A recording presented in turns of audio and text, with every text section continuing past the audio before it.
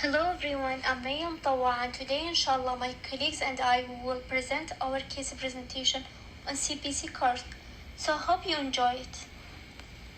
A 76 years old female patient came to the dental clinic, and after taking the medical history of the patient, we found that she has uncontrolled diabetes mellitus type 2, and currently she is on short-term insulin therapy for 1 month.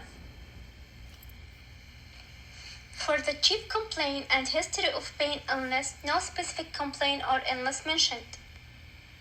Regarding the past dental history or radiographic examination, the dentist observed that patient already have multiple restorations, single root canal treatment for tooth 2-4, multiple fixed dental prosthesis, and single tooth extraction for 1-8. For family history, habit history, and clinical examination, were not relevant to the case and therefore not included here. Radiographic interpretation, panoramic radiograph observation, it shows that a radio opacity at the apex of tooth 1-2 and 1-1 due to the impaction of tooth 1-3, a radio opacity at the apex of tooth 7-5 due to the impaction of tooth 3-5, a radiolucency at the apex of impacted tooth 3-5, a radiolucency at the apex of tooth 3-7,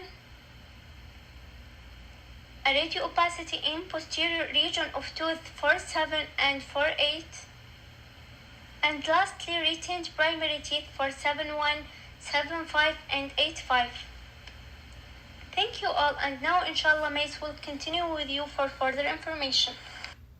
Good afternoon, everyone. My name is Maisal Bouchi, and I'll be talking about the radiographic interpretation. The type of radiograph projection that we used is the panoramic view. It's a 2D view.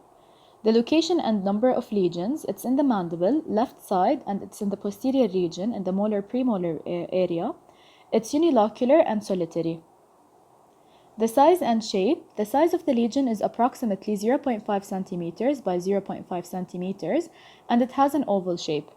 The extent, it's extending superior-inferiorly, extending from the root apex to the body of the mandible.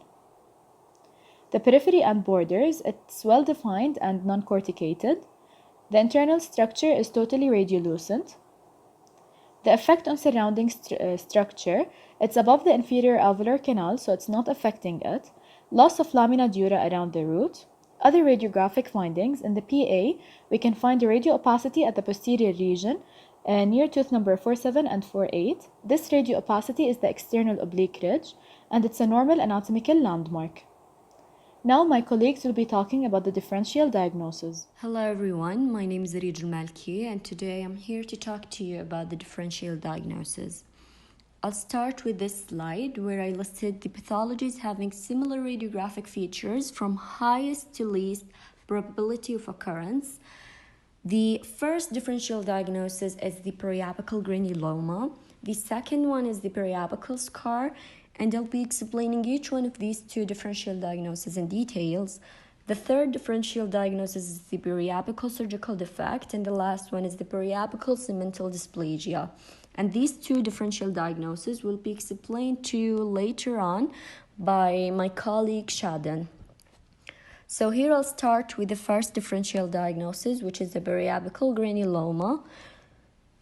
In the clinical features, it comes with the non-vital teeth, with little clinical symptoms, and without expansion nor tenderness on percussion. For the radiographic features, the epicenter of the lesion is located at the apex of the tooth and appears as a well-circumscribed radiolucency with or without corticated borders and measures less than 1 centimeter. Last and not least, we have the histological features. The granulation tissue exhibits mixed inflammatory infiltrate consisting of lymphocytes, plasma cells, and histocytes. Here we come to the second differential diagnosis, which is the periapical scar. A periapical scar represents a clinically asymptomatic lesion in patients with a previously well-performed root canal treatment. On radiograph, it appears as a well-defined, non-progressive, diminishing periapical radiolucency. The histopathology shows a dense fibrous connective tissue with vital bone and no significant inflammatory infiltrate. That brings me to the end of my part. Thank you all for listening. And now I'll pass you over to my colleague Shadan. Periapical surgical defect, clinical features. The patient will come with positive history of periapical surgery, like if he had a surgery in the same area, like for example, a vasectomy or cystonucleation.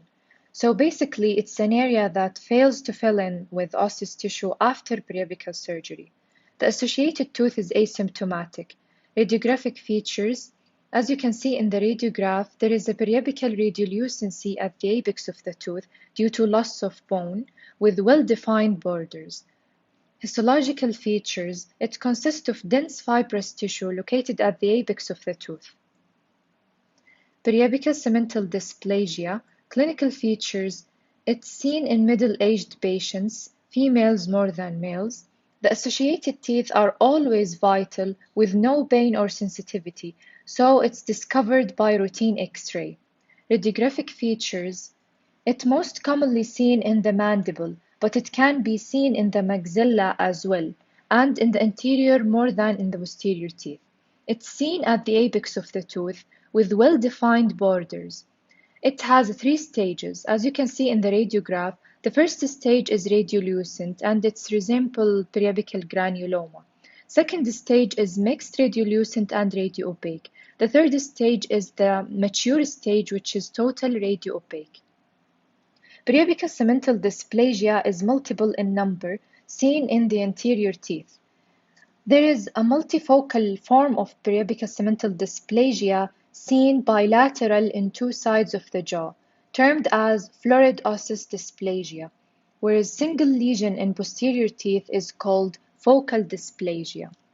Histological features: mixture of benign fibrous tissue, trabeculae of bone, and cementum-like material. Histopathologic features of periapical granuloma. Periapical granuloma consists of inflamed granulation tissue surrounded by fibrous connective tissue wall. The granulation tissue demonstrates a variably dense lymphocytic infiltrate that is intermixed frequently with neutrophils, plasma cells, histocytes, and less frequently mast cells and eosinophils. So as my colleagues mentioned before, the differential diagnosis of this lesion, the definitive diagnosis will be periapical granuloma. And now my colleague will continue with the management. Hello everyone, my name is Hatoun Shamrani and I'll be talking about the management. So first of all, since she's an uncontrolled diabetic patient, precautions have to be taken. These include like getting her an early morning appointment and making sure she had her breakfast and took her drugs.